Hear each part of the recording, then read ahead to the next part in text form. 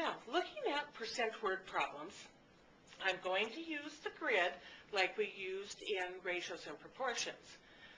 But the grid is a little bit different because I have to analyze whether I have all of it or part of it.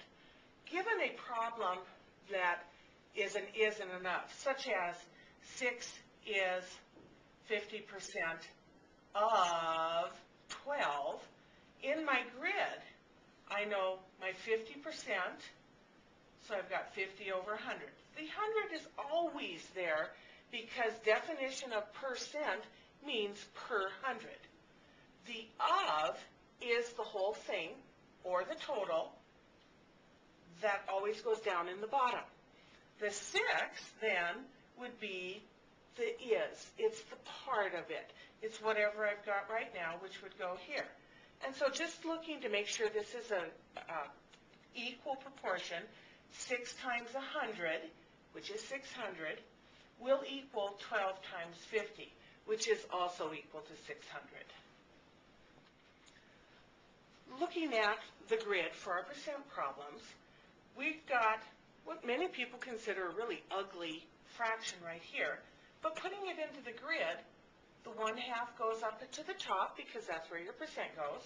The 100 goes down in the bottom.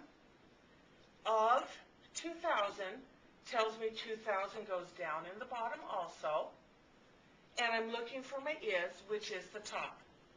So the problem I actually have is 2,000, and I'm going to put that over 1 because I know how to multiply fractions, and I have to go improper, times 1/2, and then I will eventually have to divide by 100. Okay, noticing canceling right there, and 1,000 divided by 100 is 10. 10 is the number I'm looking for. In other words, 10 is 1/2% of 2,000. Let's look at a story problem that deals with percents. Okay, what I have, 250 chairs in a room, and 150 of them are full. I actually have 2 questions that I can't answer. What percent are full, or what percent are empty?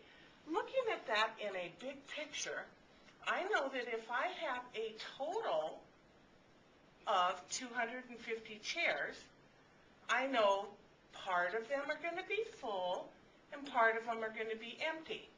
I happen to know the full part, that's my 150, and without even them telling me, I know that the total minus 1 part will equal my other part. Noticing the 150 plus the 200 will give me back my original amount. Okay, now let's set up the grid. If I have the 250 as my total, I have 2 parts that I can put into the grid. The 150 is the full part, and the 100 is my empty part. The percent goes here, which is what I'm looking for, and then the 100 goes down below. So looking at the first question, what percent are full? This is the one that I have to use. So on my grid, I've got the 150 is the full part. Excuse me, I already drew my grid. Let me just work the problem.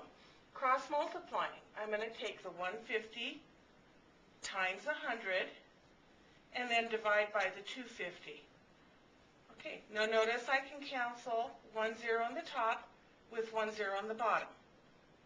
I can also simplify. The 15 divided by 5 is 3. The 25 divided by 5 is 5. Oh, I can do another. 5 goes into 5 once. 5 goes into 120 times. And there I go. 60%, because this is full, then I know this is the full, because those have to be equal pieces. Okay, likewise, if I take the empty part, I would take the 100 times 100 divided by the 250. Okay, let's do some canceling. I've got 1 0 in the top, 1 0 in the bottom. I have reducing by 25s. 25 goes once, 25 goes 4 times, and 4 times 10 gives me 40%, noticing the 40% empty and the 60% full have to give me back my 100%. So the problem is 2 parts, 2%, and I have to look at equal pieces. If I want the empty chairs, I use the empty percents. If I want the fulls, I use the fulls. But the total will stay the same.